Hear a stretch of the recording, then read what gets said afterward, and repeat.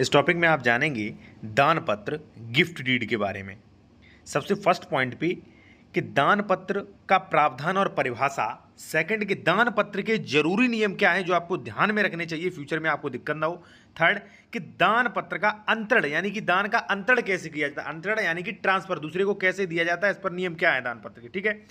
Fourth कि दान पत्र आप कब कैंसिल करवा सकते हैं, किन कंडीशंस में आप कैंसिल करवा सकते हैं, कब आपका दान पत्र किन कंडीशन में कैंसिल हो सकता है, यह जानना भी बहुत जरूरी है प्रॉपर्टी ट्रांसफर एक्ट के अनुसार। ठीक है। फिफ्थ है साथियों कि दान पत्र में आपका कितना पैसा खर्च होगा और दान पत्र का एक्चुअल लीगल प्रारूप, मजबूत प्रारूप मैं आपको बताऊंगा कि कैसे इसे टाइप करवाएं, कैसे आप इसे तैयार करें, भाषा इसकी कैसे तैयार करें, जो कि आपको कभी भी फ्यूचर में कोई भी प्रॉब्लम ना हो। तो टॉपिक शुरू करते हैं। एक चीज मैं आपसे और कहूंगा, कई लोग जो है कमेंट्स में कॉन्टैक्ट नंबर मांगते हैं, तो कॉन्टैक्ट नंबर हमारा वीडियो के डिस्क्रिप्शन में मेंशन किया गया है। आपको कोई भी लीगल एडवाइस लेनी है ले सकते हैं, कॉन्टैक्ट नंबर वीडियो के डिस्क्रिप्शन में मेंशन किया गया है।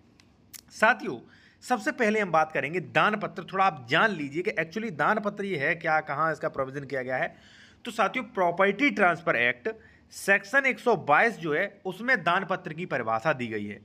दान पत्र वो उसे कहते हैं जो जंगम या स्थावर संपत्ति का वह अंतरण, अंतरण माने होता है साथियों ट्रांसफर। जैसे मान लीजिए मैं आपको कोई प्रॉपर्टी बेच रहा हूं, ठीक है, बेच रहा हूं, दान कर रहा हूं, तो यानी कि ट्रांसफर, यानी कि मुझसे आप पर ट्रांसफर होकर आ रही है। ठीक है। जो एक व्यक्ति द्वारा यानी कि मेरे द्वारा जो दाता कहलाऊंगा क्योंकि मैं आपको दे रहा हूं, दूसरा व्यक्ति जो ले रहा है वो अदाता कहलाएगा। और स्वेच्छा और बिना प्रतिफल के, ध्यान रहना चाहिए, स्वेच्छा और बिना प्रतिफल के, अगर प्रतिफल यानी कि पैसा के, अगर मान लीजिए पैसा दे दिया फिर तो वही विक्रय हो गया। ठीक है। अदाता द्वारा या किसी की ओर से प्रतिकृत किया गया है उसे कहते हैं दान, सेक्शन 122। जब भी आप कोई गिफ्ट डीड अपने नाम लेते हैं या गिफ्ट डीड करते हैं तो वहां पे दान पत्र के प्रॉपर्टी ट्रांसफर एक्ट के अनुसार आवश्यक तत्व क्या होने चाहिए, जो कि उसमें होने ही चाहिए। अगर नहीं है तो आपका दान जो है वो कैंसिल भी हो सकता है। सबसे फर्स्ट स्वामित्व का अंतरण। देखिए दान का ये फर्स्ट आवश्यक तत्व है कि स्वामित्व का अंतरण हो जाता है। सेकंड विषय वस्तु होनी चाहिए। थर्ड प्रतिफल का अभाव नहीं होना चाहिए। फोर्थ स्वेच्छा से अंतरण किया गया हो, ठीक है, दबाव या भ्रम करके या इस प्रकार का कोई भी नहीं होना चाहिए। फिफ्थ जो है प्रतिग्रहण है, यानी कि जैसे मान लीजिए हमने आपको दान किया है तो आपने भी वो दान स्वीकार कर लिया हो। ठीक है। तो ये है आवश्यक तत्व। अब हम बात करेंगे साथियों थर्ड पॉइंट पर कि दान अंतरण कैसे किया जाता है। देखिए ये तो मैंने बताया कि दान में आवश्यक तत्व जरूरी है। थर्ड जो है वो है अंतरण कैसे किया जाता है, जो कि प्रॉपर्टी ट्रांसफर एक्ट 123 यानी कि 123 में स्पष्ट प्रोविजन किए गए हैं। दान की परिभाषा और जो अभी मैं बता रहा था आवश्यक तत्व तो ये थे 122 में, और 123 कहता है कि अंतरण कैसे किया जाएगा साथियों। ठीक है। फर्स्ट साथियों कि दानदाता तथा दान ग्रहीता के दान देने के समय जीवित होने चाहिए, दोनों ही जीवित होनी चाहिए। ठीक है। सेकंड दान प्रतिफल के बिना स्वेच्छापूर्वक होना चाहिए, यानी कि बिना किसी पैसा, बिना किसी मान लीजिए कोई भी वचन, यानी कि जैसे मान लीजिए मैं आपको दान दे रहा हूं तो बदले में आप मुझे कुछ न दे रहे हो, कोई भी प्रतिफल नहीं होना चाहिए। प्रतिफल कुछ भी हो सकता है। ठीक है। और स्वेच्छापूर्वक होना चाहिए। थर्ड है कि दानदाता की संपत्ति का अंतरण करें। ठीक है। फोर्थ जो है साथियों वो है कि दान से संबंधित संपत्ति दान देने के समय में विद्यमान होना आवश्यक है, यानी कि जब आप दे रहे हैं तो संपत्ति दान देने के समय विद्यमान हो। ठीक है एक्चुअल में। फिफ्थ है कि दान संबंधी संपत्ति निश्चित होनी चाहिए। ठीक है। ऐसा नहीं कि आप उस चीज का दान कर रहे हैं जो आप पे आने वाली है, नहीं आ चुकी हो आप पे। ठीक है। सिक्स है कि दान संबंधी स्वीकृत दानदाता के जीवन काल में हो जाना आवश्यक है, कि भाई वो तो आसानी से हो ही जाता है। सातवां कि दान विलेख की रजिस्ट्री होना आवश्यक है। आठवां अचल संपत्ति का दानदाता की तरफ से हस्तांतरित तथा दोनों साक्षियों के प्रमाणिक होना बहुत आवश्यक है।